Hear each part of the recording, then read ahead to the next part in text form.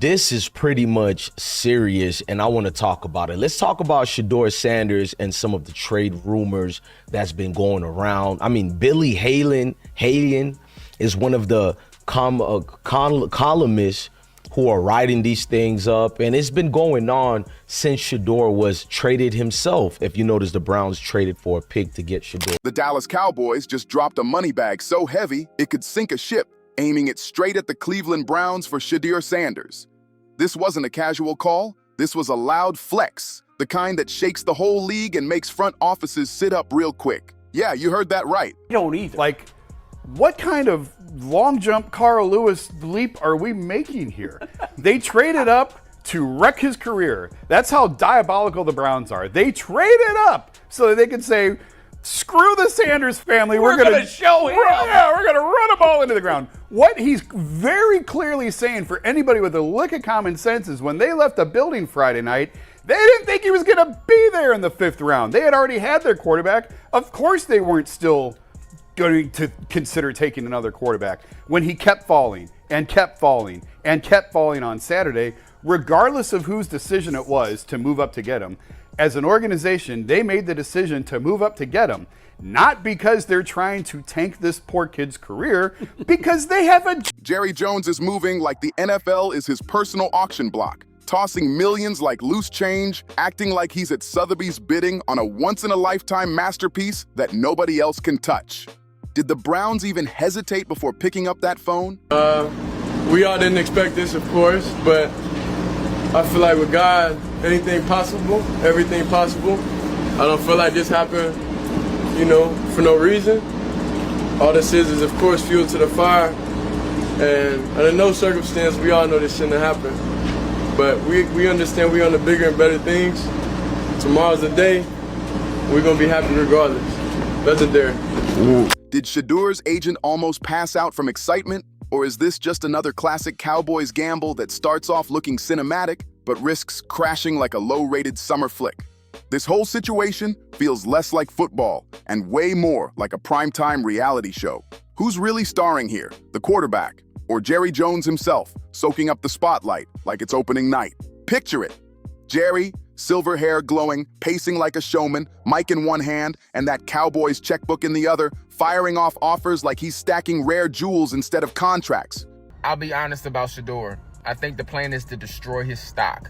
Not drafting him would have been too direct. Draft him to a crowded QB squad. Don't give him any reps. Make up a reason to not start him. Keep him on the bench or cut him. The last thing teams want is for him to shine and make them look stupid for passing on him. The Browns owner clearly separated himself so that he wouldn't be on the wrong side of the black ball. Whoever this is said this perfectly. So don't be surprised when they try to play it out. And right now, the crown jewel on his radar is Shedeur Sanders. Cleveland thought they struck gold when they landed him, and for a minute, it really looked that way. Swagger, check. Calm under pressure, double check. That smooth magic that turns busted plays into highlight clips was like opening a 5-star steakhouse in an empty parking lot. It made no sense on paper, but the whole city lined up hungry, and Shedeur served a full spread. Shedeur got on the field. You watching the game, Chad, there's a lot of Shedeur Sanders fans. What did you think of his first outing? Listen, all the talk and the narratives and the storylines and whatever you want to say, sooner or later, that ball's about to snap. And that young man we watched at Colorado, who's one of the best football players in the nation, is now looking like one of the best football players in the nation at another level. That's what it was. I knew the collusion and all the stuff, like I said, you want to go through. You saw what Shedeur Sanders was capable of. We all knew what Shedeur Sanders was capable of, and he's going to show that he should start there. Let's keep it real. Without him, the Browns slide right back into old habits, shaky, inconsistent, waiting on miracles that never show up. That's not shade, that's just Cleveland history talking, with quarterbacks rotating through faster than trending shows. But Shedeur, he's built different. He walks into the locker room and suddenly the energy shifts. Even the Gatorade tastes colder and cleaner. So here comes Dallas, boots stomping, chest out, telling the league they're ready to write a check so big it feels Texas-sized. Why spend years developing talent when you can just swipe the card and grab a star off the shelf like it's the N.F.L's luxury mall? Classic Cowboys energy. Let's be real, this is peak Dallas Cowboys behavior at its finest. This franchise has never seen a shiny object it didn't want to snatch up fast. I also can't blame anybody who says, I don't necessarily trust this coaching staff to develop a quarterback or to evaluate the quarterback position. They've made some really oddball decisions at this position over the last several years, and I don't blame anybody for questioning, do these guys actually know what they're doing? Jerry Jones probably wakes up every morning, looks himself dead in the mirror, and asks, how many millions am I spending today? Just because it feels good. And when Shedeur Sanders lights up the field, it's like waving something flashy right in front of Jerry's face. The sparkle hits, and all logic flies out the window. Jerry can't help himself. He's wired for the dazzle. Here's the crazy part, though. The Cowboys aren't even hurting at quarterback. They already have Dak Prescott, the human version of a Toyota Camry. Reliable, steady, gets you where you need to go, and looks pretty clean after a fresh wash. But let's keep it honest. Nobody's making country anthems about Dak's highlight tape. Him to be the security blanket, which is what you brought him there for to begin with. You didn't bring him there to lead the Browns. You brought him to be a security blanket in the event that you couldn't find somebody else who could do it. That's why people in Cleveland were looking at it last year. Why the hell isn't he here last year? What the hell you let him get out the door for before you ultimately brought him back after the season he had a couple of years ago? But I do think it's important to bring this one nugget up. I'm looking at the average time to throw for a quarterback last year in the National Football League.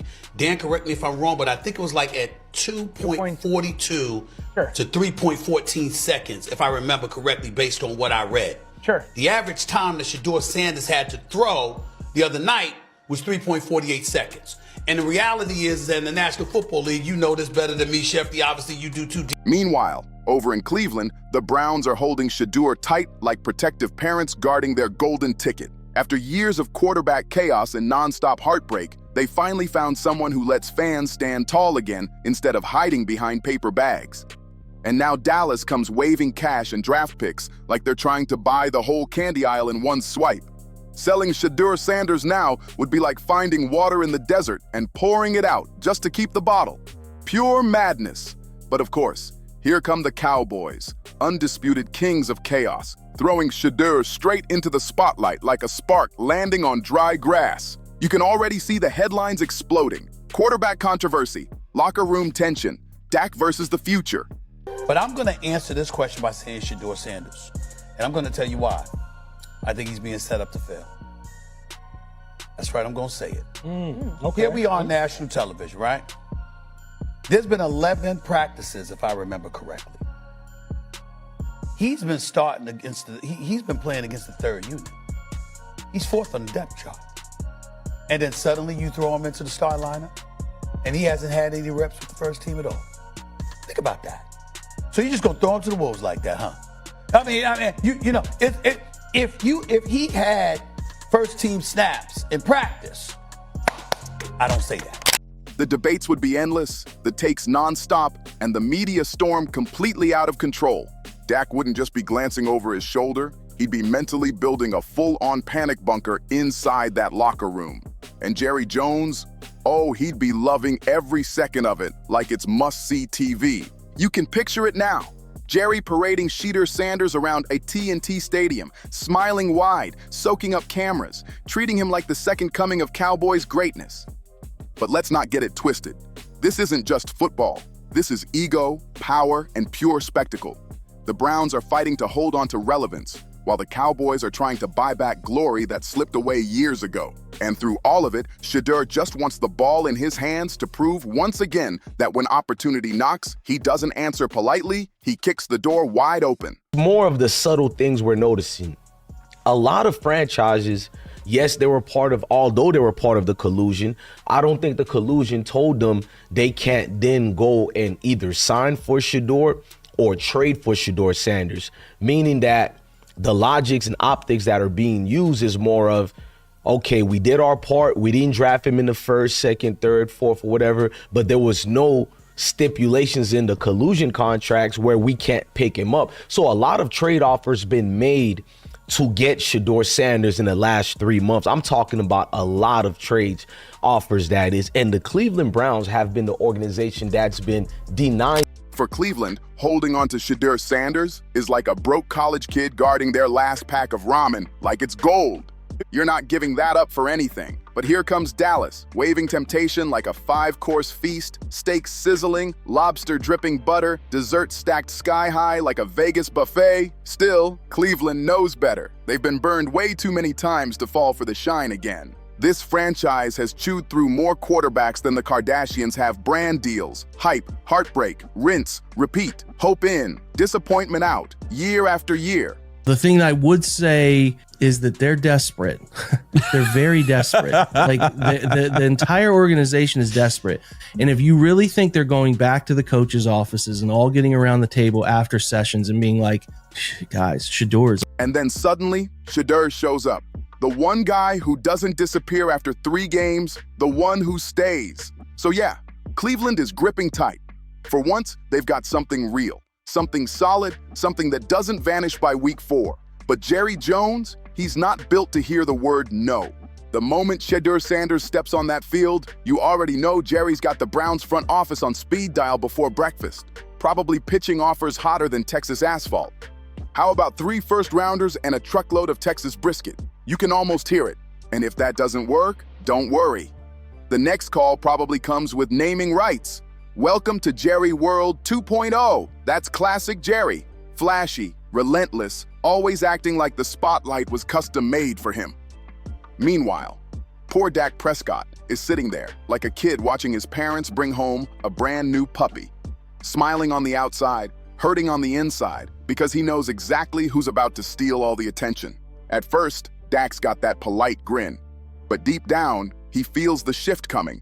The noise, the whispers, the camera angles changing. His career's been a straight roller coaster, thrilling 1 minute, stomach-turning the next. And Cowboys fans, they've been strapped in the whole time, wondering if they picked the wrong ride. Now with Shedeur lurking in the background, that safety harness is about to snap clean off. And don't pretend Cowboys fans wouldn't flip on Dak the second Shedeur touches the turf. This fan base demands a Super Bowl every single year, even though the last time they actually won one, Blockbuster was still renting VHS tapes. These fans aren't patient, and they're definitely not forgiving. The moment Shedeur Sanders throws one perfect spiral at AT&T Stadium, that place would erupt like the 4th of July. Chants echoing, "We want Shedeur." Even if Dak just went 20 for 20 with 3 touchdowns. That's Dallas energy, flash over facts, hype over history. And let's be real, Shedeur has the full package. Style, swagger, spotlight, all waiting on a silver platter, endorsements lining up, commercials locked in, late-night interviews probably booked already. He'd be the first quarterback with his own cologne before his second season even starts. That's not exaggeration. That's the power of the Cowboys brand. It turns every rumor into a full-blown marketing campaign. But back in Cleveland, absolute chaos would erupt. Imagine freezing through a brutal Ohio tailgate, fingers numb, grill barely working, only to watch your team trade away the one quarterback who finally stopped you from crying into your beer at night. Fans wouldn't just be mad, it would be a straight-up mutiny. Sure, those draft picks sound cute on paper. The Cleveland season ever not gotten really weird? Yeah, I mean, what does that mean? I don't know. Does that mean Flacco and get like we already know he's the 3rd quarterback. So what? Nothing weird has to happen. The first 2 quarterbacks got to get hurt or be terrible. Yeah, that's. And then he'll get a chance. That's what she means, I think. Yeah. So, but who didn't know that already? I think we all knew that. Yeah. I don't know. I don't know why that's a news story. Because it makes. I mean, she's the first person to put it in print where she says he's not playing this year. But he's going to play this year, I assume, because I don't think these guys are going to make it through the season. Joe Flacco, no way he's going to make it more than 4 or 5 weeks. It seems very But let's stop pretending. Draft picks are scratch-off tickets, flashy, tempting, and most of the time, total busts. And if Cleveland gives up Shedeur Sanders for a handful of those, they'll be haunted every single Sunday for the next 10 years. Dallas is out here selling draft picks like they're bars of solid gold, all while hiding the real treasure behind their back, Shedeur Sanders. And now picture the chaos if Cleveland actually folds. Shedeur heads to Dallas, and the Cowboys unleash him like a secret weapon ripped straight out of a blockbuster movie. ESPN, Fox, every sports network on the planet would lose their minds. Every touchdown, every sideline stare, every pregame outfit, even how he ties his cleats would turn into breaking news. The hype would go nuclear. But then what? Dallas would be stuck figuring out what to do with Dak Prescott, suddenly reduced to a backup storyline while the cameras stay glued to Shedeur. Fans would eat up the drama at first, but once the shine fades, they'd be right back drowning in disappointment. And Jerry Jones? He'd already be scanning the horizon for the next shiny toy to throw money at. Meanwhile, Cleveland would finally have a real shot, an honest shot, at building something they've only dreamed about for decades. A true dynasty. That's the kind of hope this city hasn't felt since the 1960s. They've got the talent, they've got the fans, and with Shedeur under center, they'd finally have that missing heartbeat pounding again. All they have to do is hold on and not fumble it away. But let's keep it 100. This is Cleveland we're talking about. If there's one thing this franchise does better than breaking hearts, it's self-sabotage. They could have winning lottery numbers written on a napkin and still lose the ticket. Keeping Shedeur Sanders should be the easiest decision they've ever made. But with Cleveland luck, you almost expect them to trip over their own cleats trying to do it. And here's the wild part. Shedeur can't lose in this whole circus. No matter where he ends up, he walks away looking like the winner while everyone else fades into background noise. If Shedeur Sanders stays with the Browns, he becomes the savior of a cursed franchise. The one who drags them out of decades of heartbreak and finally shows Cleveland what real hope actually feels like.